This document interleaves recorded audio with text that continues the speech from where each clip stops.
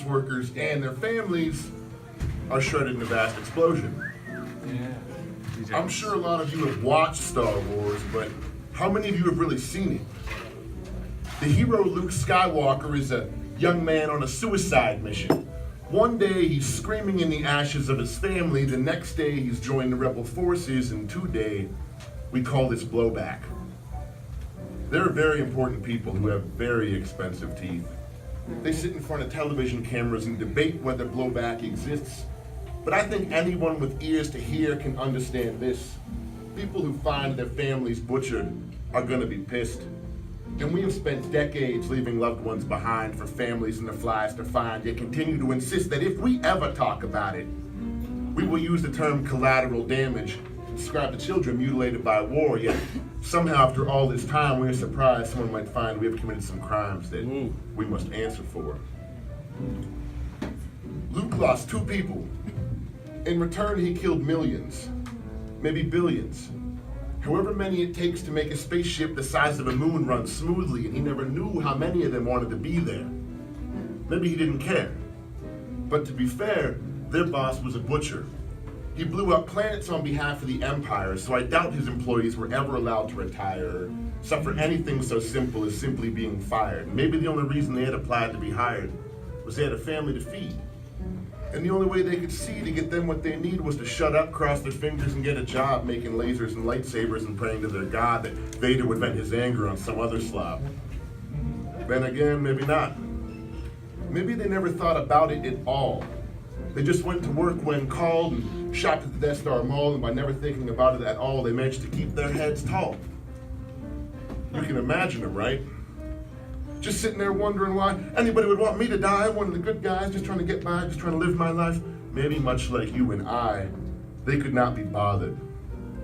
There are photos, testimony, and videos of the slaughter of Vietnamese and Middle Eastern sons and daughters, yet when their brothers and fathers are strangely willing to stop killing, we cannot understand why.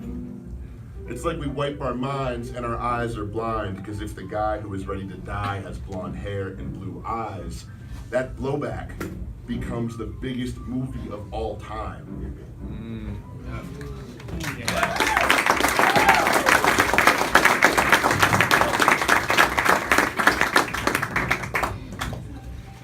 I'm in town from Phoenix. I wanted to take the new year to travel around and start trying to share my poetry on like a bigger level. Yeah. Thank you. This next one is actually something I'm trying to do a series of pulp nonfiction about. Because if you look at like European countries, it's kind of like Narcos. Think about it this way. Sugar is a fine white powder.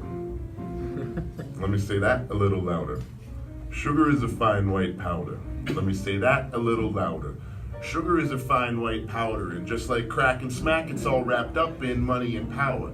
Coke comes from leaves and opium from flowers, but the granddaddy of the fine white powders is made from beets and cane. People hear the word drugs, they usually think of gangs. They think of cold-blooded killers with Latin last names selling PCP, LSD, and Mary Jane, and moving meth, ecstasy, and crack cocaine. People hear the word drugs, they think shackles, jails, and chains. They think suffering and pain. They think blood money, backstabbing, innocents slain, but there is no such stigma attached to sugarcane. There ain't no shame affixed to this fix, so even little kids get lit. They sit and take hits, getting ripped off their pixie sticks, and no one sees a problem with this because this is a fix that we all crave. And we are not ashamed, although we know it was built on the backs of black slaves. So I tell y'all that sugar is a fine white powder, and I want it to ring in your brains a little bit louder.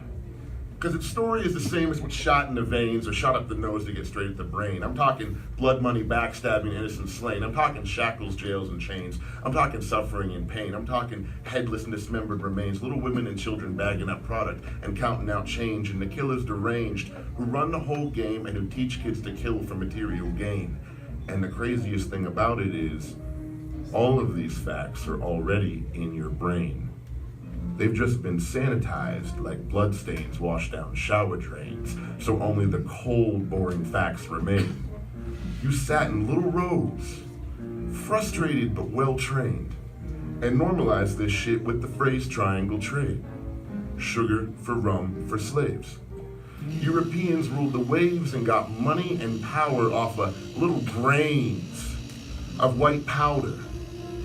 So I tell y'all that sugar is a fine white powder, and I want to bring in your brains a little bit louder, because none of this history is shrouded in mystery. When the fathers sat and authored history, they wrote it as a toast to those who could rip the most from Africa's coast and put them to the yoke on plantations of white powder to fund the guns of white power. The foundation of our nation, the Independence Declaration, was signed by kingpins who ran drug plantations. So fast forward just a few generations to the days when radio stations sing the praises of criminal organizations, and the biggest drug dealers are legally chartered corporations, and on both sides of the law, it's all about location, location, location. It doesn't matter if the people who pack the gats are called cops, or if the battles are fought in court over end caps instead of blocks. It's still cash crops to define the line between the haves and the have-nots.